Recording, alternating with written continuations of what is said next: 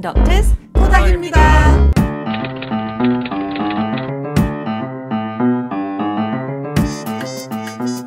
오늘의 주제는 나 자신이 또는 익숙한 환경이 갑자기 낯설게 느껴지는 이인증과 비현실감입니다.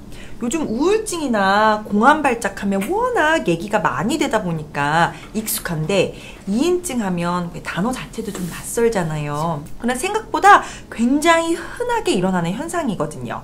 우울감이나 불안감 다음으로 세 번째 많이 경험되는 정신과적 증상이라고도 합니다. 제가 알기로도 전체 성인에서 약 절반 정도는 일생 동안 적어도 한 번 이상의 이인증이나 비현실감 이런 증상을 경험을 한다고 그러거든요.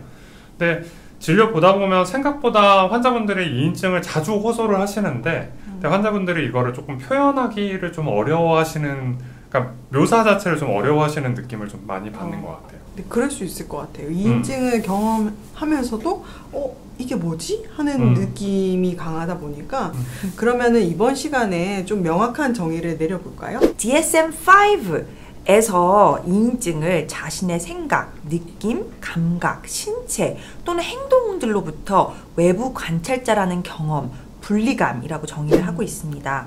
자신으로부터 분리돼서 스스로를 경험하고 있는 듯한 느낌이라고도 할 수 있겠죠. 영화 같은 데서 뭐 큰 사고 나고 나가지고 이렇게 병실에 의식 없는 상태로 누워 있는데 자기 몸에서 이렇게 영혼이 나와가지고 몸을 바라보는 뭐 유체 이탈? 이런 것도 일종으로 해당이 되지 않을까 싶어요. 그리고 환자분들이 내가 내 말과 행동에 통제를 잃은 것만 같다? 또는 뭐 감정이 없는 로봇이나 기계가 된 것 같다. 뭐 그런 표현도 좀 하시더라고요. 즉 내가 하는 생각이나 행동 그리고 느끼는 감각이나 감정이 내 것이 아닌 것 같고 친숙하지가 않고 굉장히 낯설게 느껴지는 거죠. 또 손이나 발 등의 신체 부위도 내 일부가 아닌 것처럼 느껴지기도 하고요. 심지어는 거울을 봤는데 내 얼굴이 다른 사람 얼굴처럼 느껴져서 굉장히 무서웠다고 하시는 분도 계십니다. 그런 경험을 실제로 하면 진짜 당황스러울 것 같아요. 그럼 비현실감이랑 이인증은 또 어떻게 다른 걸까요? 이인증이 자기 자신으로부터 분리된 느낌이라면 비현실감은 환경으로부터 분리되는 그런 느낌이라고 할 수 있겠습니다. 즉 늘 경험하고 있는 외부의 환경, 사람이나 물건 등이 달라졌고 낯설다는 느낌이 들고 자신이 안개 속에 있거나 꿈 속에 있는 듯한 느낌이 들 수가 있습니다. 외부 세계와 나 자신 사이에 유리벽이 있는 느낌도 들 수 있겠고요. 일종의 데자뷰 이런 단어는 이제 일반 사람들이 많이 아는데 그거랑은 어떻게 보면 정반대되는 개념인 거네요. 데자뷰는 실제로 내가 처음 경험하는 상황인데도 좀 익숙한 것처럼 느껴지는 그런 상황인 거잖아요. 데자부의 반대 개념인 자메부로도 볼 수가 있겠습니다. 이 자메부라는 것은 분명히 이전에 경험했던 상황인데 마치 처음 경험하는 것처럼 느껴지는 현상을 말하는 거거든요. 그래서 늘 경험했던 환경이 낯설게 느껴지는 비현실감과 유사한 개념일 수 있겠습니다. 종종 사물이 커져 보이거나 작아 보이거나 굉장히 정밀하게 보이거나 거리감도 달라질 수 있고요. 주변이 평평하거나 2차원적으로도 보이는 등의 시각적인 왜곡도 있을 수 있습니다. 맞아요. 시각적인 것뿐만 아니라 청각적으로도 소리가 뭐 더 크게 들린다 내지는 더 작게 들린다 이런 말씀하시는 분도 있는 것 같고 심지어는 어떤 분은 시간이 더 빨리 가는 것 같다 아니면 더 느리게 가는 것 같다 이런 시간 개념도 변하시는 분들도 있는 것 같고요. 그럼 도대체 이 이인증이랑 비현실감이 왜 발생을 하는 걸까요?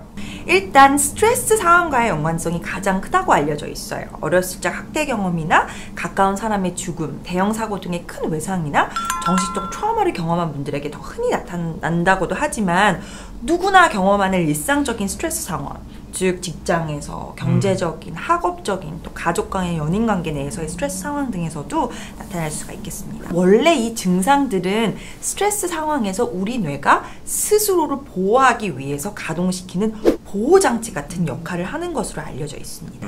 우리 몸이 원래 위협적인 상황에 맞닥뜨리게 되면 뭔가 액션을 취하기 위해서 몸 스스로 이렇게 준비를 시키잖아요. 그게 스트레스 받으면 교감신경계를 이렇게 활성화를 확 시키는 걸로 알고 있고요. 예를 들어 숲을 가다 곰을 만났다. 그러면 우리가 싸우거나 도망가거나 얼어붙잖아요. 전문 용어로는 투쟁, 도피, 경직 반응이라고도 하죠. 근데 이런 준비 태세를 순식간에 자동으로 취할 수 있는 것은 스트레스를 받으면 특정 뇌 부위들이 즉각적으로 막 반응하면서 교감신경이 활성화되기 때문이에요. 그렇죠. 그럼 교감신경은 우리 척수를 타고 쭉 이렇게 머리부터 발끝까지 내려간다고 볼 수 있잖아요. 그래서 모든 신체 기관을 확 이렇게 온 시켜가지고 뭐 동공이 확장이 되고 막 입이 마르고 심장은 빨리 뛰고 근육은 이렇게 탁 경직되는 그런 몸의 변화가 나타나는 걸로 알고 있어요. 그렇게 스트레스 상황이 끝나고 나면 반대로 그 반대에 있는 부교감신경이 또 이제 작동을 해서 교감신경 활성화로 인해서 나타났던 그런 신체적인 반응들을 또 원래 상태로 되돌려 놓죠. 그런데 이인증이나 비현실감이 바로 이 스트레스 반응에서 변화가 와서 생긴다고 여겨지고 있습니다. 예를 들어 스트레스를 받으면 온전히 이런 신체적인 변화들이 일어나야 하는데 뇌에서 이 변화들이 감당할 수 없다고 판단을 하는지 이 감각들을 여러 기전을 통해 무뎌지게 하는 거죠. 즉 뇌에서 보호장치를 걸어놓는 거예요. 그러니까 기존 연구 결과들에서도 제가 알기로 이인증이나 비현실감 같은 거를 반복적으로 경험하는 사람들은 스트레스 반응 자체는 훨씬 빨리 작동되는데 그 강도는 되게 감소돼 있다 이렇게 보고가 되고 있거든요. 그러니까 스트레스 상황을 예민하게 감지하지만 그런 뒤따르는 신체적인 감각 같은 경우는 굉장히 저하가 돼 있다. 이렇게 말할 수 있을 것 같아요. 그러니까 정신적, 신체적 예상되는 그 불안감 자체랑 실제로 경험하는 느낌 차이에서 그 큰 차이가 생기는 거네요.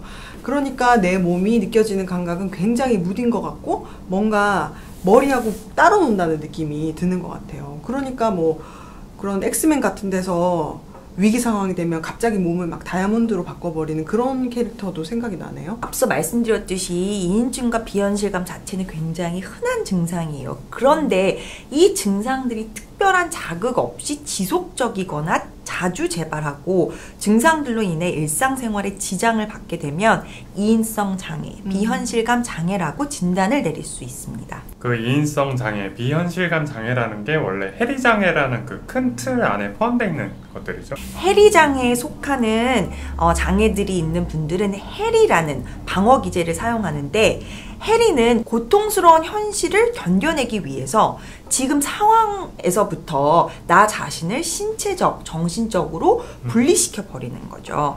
이인증이나 비현실감도 나 자신으로부터 지금 상황으로부터 분리되는 것이잖아요. 그런 해리라는 방어 기제를 사용하면 잠시는 스트레스 상황에서 벗어날 수 있겠지만 결국 그게 장기적으로 그 스트레스 자체를 해결하거나 극복하는 것은 아니니까 그렇게 뭐 건강한 방법은 아닐 것 같네요.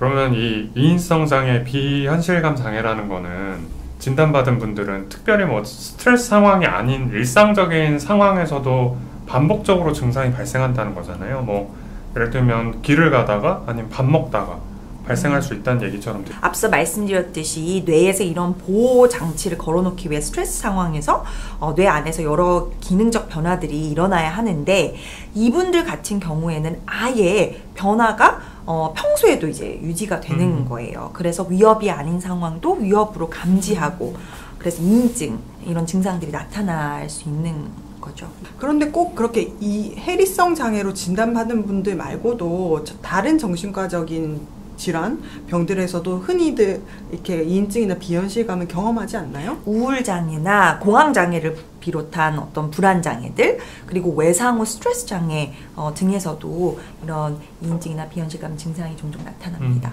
술이라든지 그러니까 알코올 중독, 약물 중독이라든지 아니면 금단 증상 때도 이런 게 많이 나타나고 아니면 실제로 내과적으로 뭔가 뇌전증, 간질 이런 거 알고 계시잖아요. 그런 것들에서도 나타날 수 있고 또 뭐 편두통 이럴 때도 나타날 수 있다 그래요. 그래서 만약에 갑자기 증상이 생겨가지고 뭔가 지속이 된다면 실제로 내 몸에 문제가 있지는 않은지 뭐 뇌 영상 검사, MRI라든지 아니면은 뭐 그 뇌파 검사 이런 검사들을 통해 가지고 상태를 확인을 해보는 것도 중요할 것 같아요. 그러면은 이 이인증이나 비현실감은 치료를 할 수가 있는 건가요? 네, 뭐 일단 내가 경험하는 증상이 이인증이구나 라고 아는 것만으로도 안심이 많이 되신다고 말씀 주시고요.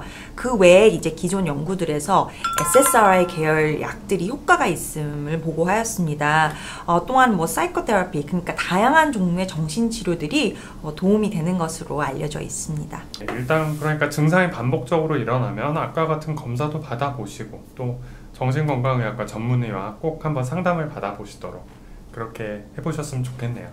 오늘은 사실 굉장히 흔하지만 잘 알려지지는 않은 이인증과 비현실감에 대해서 얘기를 해봤습니다.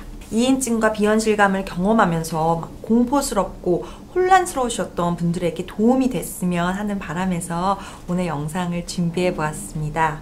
오늘 토킹은 여기까지입니다. 토킹 덕트스 토닥입니다. 감사합니다. 구독과 좋아요 부탁드립니다.